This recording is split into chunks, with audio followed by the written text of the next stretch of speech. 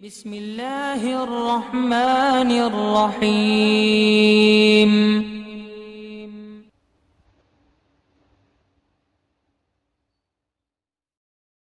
وعلیکم السلام ورحمۃ اللہ۔ ان کا سوال ہے، زید کہتا ہے حضرت امیر معاویہ ایک عام صحابی ہیں اور ہر بار امیر معاویہ کو لا کر سنیوں کو بدنام کیوں کرتے ہو؟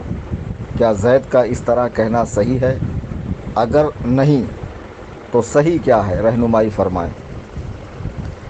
زید نے یہ بات کہاں کہی؟ سوشل میڈیا پہ کہی یا زید کوئی ایسا شخص ہے جو تقریر وغیرہ کے شعبے سے تعلق رکھتا ہے، خطیب ہے، مجمع عام میں کہی؟ تو اس کا علم کو یہ سوچنا چاہیے معاذ اللہ کہ اس کے الفاظ پر وہ غور کرے کہ بار بار امیر معاویہ کو لا کر سنیوں کو کیوں بدنام کرتے ہو۔ معاذ اللہ ثم معاذ اللہ کہ حضرت امیر معاویہ کی ذات سے سنیت بدنام ہوتی ہے؟ معاذ اللہ رب العالمین۔ اس کم عقل انسان کو یہ سوچنا چاہیے کہ ایک عام صحابی کہہ رہا۔ ایک عام صحابی کا مطلب کیا ہوتا؟ یعنی عام مسلمان سے کم، عام مومن سے کم، عام ولی سے کم، عام غوث و قطب سے کم۔ اس احمق کو یہ سوچنا چاہیے کہ ایک ادنا درجے کا صحابی جس نے نبی رحمت صلی اللہ علیہ وسلم کو پشت انور کی جانب سے دیکھا اور اسی حالت ایمان میں وہ فوت ہو گیا، چہرے انور کو نہیں دیکھا، تو اس صحابی کے مقابلے میں بڑے سے بڑا غوث و قطب بھی نہیں آ سکتا ہے، بڑے سے بڑا تابعی بھی نہیں آ سکتا ہے، بڑے سے بڑا زاہد بھی نہیں آ سکتا ہے، مجاہد بھی نہیں آ سکتا ہے، اس کے مقابلے کو نہیں پہنچ سکتا۔ پھر حضرت امیر معاویہ تو وہ ہے کہ جنہوں نے بارگاہ رسالت میں کئی دن گزارے، اللہ کے حبیب علیہ الصلاۃ والسلام کی صحبت اختیار فرمائی، نبی رحمت صلی اللہ علیہ وسلم پہ اترنے والے قرآن کو لکھا ہے، سرکار دو عالم صلی اللہ علیہ وسلم کی اقتداء میں نمازیں پڑھی ہے، بارہا سرکار دو عالم صلی اللہ علیہ وسلم کے رخ والضحیٰ کو دیکھا ہے، اور ان کے فضائل میں بکثرت احادیث موجود ہیں۔ جی ہاں، جیسے ایک حدیث ہے کہ اللہ معاویہ کو حساب و کتاب کا علم عطا فرما اور معاویہ کی مغفرت فرما، یہ صحیح حدیث موجود ہے۔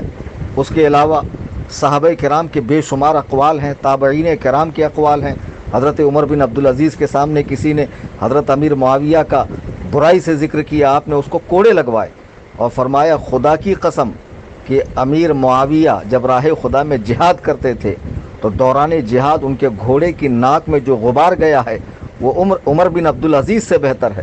اللہ اکبر کبیرہ کہ جن کو خلیفہ راشد کہا گیا ہے، عمر ثانی کہا گیا ہے، وہ عمر بن عبدالعزیز رضی اللہ تعالیٰ عنہ فرما رہے ہیں کہ امیر معاویہ کے گھوڑے کے ناک کا غبار عمر بن عبدالعزیز سے بہتر ہے۔ حضرت غوث پاک رضی اللہ تعالیٰ عنہ جو پیروں کے پیر ہیں، امام الاولیاء ہیں، فرما رہے ہیں کہ حضرت امیر معاویہ کے بارے میں زبان تان کو دراز نہ کرو، خاموشی اختیار کرو۔ حضرت مجدد الفسانی شیخ احمد سرہندی رحمۃ اللہ علیہ فرماتے ہیں، میں نے خواب میں دیکھا اللہ کے حبیب اور حضرت ابو بکر و عمر بیٹھے ہوئے ہیں اور ایک مکان میں حضرت علی اور حضرت معاویہ رضی اللہ تعالیٰ عنہ ہیں۔ پہلے حضرت مولائے کائنات تشریف لاتے ہیں، پھر اس کے بعد حضرت معاویہ یہ کہتے ہوئے آتے ہیں کہ میری مغفرت کر دی گئی ہے، یعنی ان کے معاملات جو آپس میں ہوئے ہیں اس کے بعد بھی اہل بیت پاک نے کبھی حضرت امیر معاویہ سے معاذ اللہ بغض نہیں رکھا۔ امام حسن نے اپنی خلافت ان کو عطا فرما دی، امام حسن نے ان کا خیر کے ساتھ ذکر فرمایا۔ حضرت امام باقر فرماتے ہیں کہ میرے حضرت سیدنا امام حسن رضی اللہ تعالیٰ نے امیر معاویہ سے صلح کی، ایسا عظیم الشان کام کیا ہے کہ جس کی مثال نہیں دی جا سکتی ہے۔ سینکڑوں اولیاء امت کے اقوال حضرت امیر معاویہ کی تعریف و توصیف کے اندر موجود ہے۔ پھر اس شخص کا یہ کہنا کہ ان کو لا کر سنیت کو بدنام کیا جاتا، کہنے کا کیا مطلب ہے؟ یہ جہالت سے بھرا اس کا جملہ ہے۔ ایسے شخص کو اگر وہ خطیب ہو تو منصب خطابت سے ہٹایا جائے، امام ہو تو منصب امامت سے ہٹایا جائے، پیری مریدی کرتا ہو تو اس کی بیعت توڑی جائے۔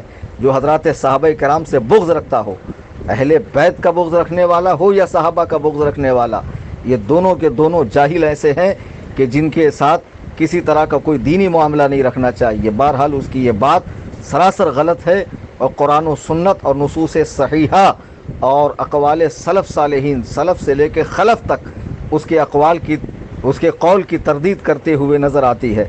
لہٰذا اس کی بات کو رد کیا جائے اور ایسے شخص کے ساتھ کوئی دینی معاملہ وابستہ نہ رکھا جائے۔